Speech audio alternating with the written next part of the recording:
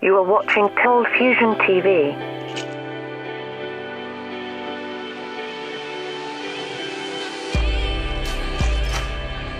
Hi, welcome to another Cold Fusion video. Just 10 years ago, nobody would have ever thought electric vehicles would be in mass production, yet alone change the auto industry. Today, most car manufacturers are thinking about all-electric vehicles. Volvo is even saying that they may ditch diesel cars altogether and switch to hybrid and electric cars. What was once a pipe dream and impractical is now a reality in the auto industry.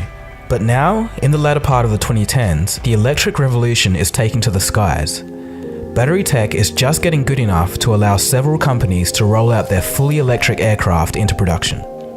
In this quick video, we'll take a look at the state-of-the-art of fixed-wing electric aircraft. Earlier this year, the German firm Siemens just demonstrated a powerful electric aircraft that broke two world records. The first was a speed record. It was the fastest electric aircraft, flying at a straight-line speed of 340 kilometers an hour. It also broke a climbing record, rising from the ground to 3 kilometers in just over 4 minutes. It was also the first electric aircraft to air tow. The aircraft, an Extra 330 LE, was able to do this thanks to a new generation of electric motors from Siemens.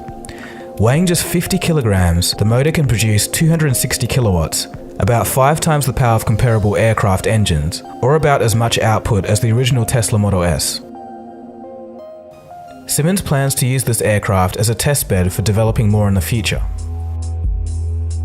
Another company, Pipistrel from Slovenia, is getting ready to ship their fully electric light aircraft, the Alfa Electro. The Alfa Electro will be used for flight training purposes and takes 45 minutes to fully charge. The aircraft cuts overall costs of flight training by 70% from fuel savings, and the learning process is exactly the same as its petrol counterparts. Interestingly, every tenth of a second, the system on the aircraft checks the batteries, monitoring their voltage and looking out for any faults. It can electronically disconnect parts of the battery if the system predicts a fault. Upon landing, the propeller turns into a generator, recharging about 5% of the battery. Yet another company, Aero Electric, is launching another all-electric plane called the Sunflyer. It has the same idea of reducing the cost of flight training. This is really a history-making event. Aero Electric Aircraft Corporation has just unveiled the prototype of its new all-electric Sunflyer plane, which could open up the skies to many more pilots. By using electricity, they claim that the price goes down from $45 per flight hour down to $1 per flight hour, a real quantum leap. I think this use case makes the most sense for all-electric air travel. Small planes, 1 to 2 passengers, and short trips from 30 minutes to 1.5 hours. It would be good for scenic aerial tours, short charter flights, or pilot training. So what are the advantages and disadvantages of electric propulsion? Well, the advantages are as follows. It's quieter, mechanically more efficient, and doesn't have any direct emissions. The disadvantages is the battery. The bottleneck really is with the battery energy density. It's just not good enough yet for long-distance flight. In addition to this, with traditional aircraft, the more fuel you burn, the lighter the craft gets. But with electric aircraft, the batteries are essentially dead weight. But this is where hybrid systems come into play. More so than cars, hybrid planes seem to be the sweet spot for air travel.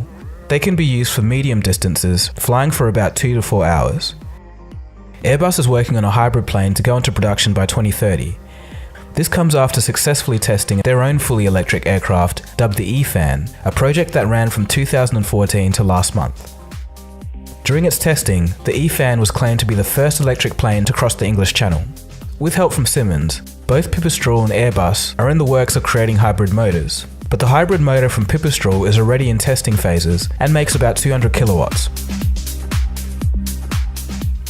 So in conclusion, electric aircraft have been in the experimental stages for many decades, but were woefully underpowered and largely had the same issues as electric cars before Tesla got the ball rolling. Now, practical electric aircraft are right around the corner. In the next year or two, they'll be fully in service, but only for short-range, low passenger volume situations. But it seems like hybrids aren't far off, and this could open the door to low-emission, mid-range flights with the benefits of both an electric motor and traditional power. And with that wraps up the video. This was just a quick look at the state-of-the-art of electric fixed-wing aircraft. Thanks for watching. This has been Dagogo. You've been watching Cold Fusion. If you just stumbled across this channel, feel free to subscribe, and I'll catch you again soon for the next video. Cheers, guys. Have a good one. Cold fusion. It's new thinking.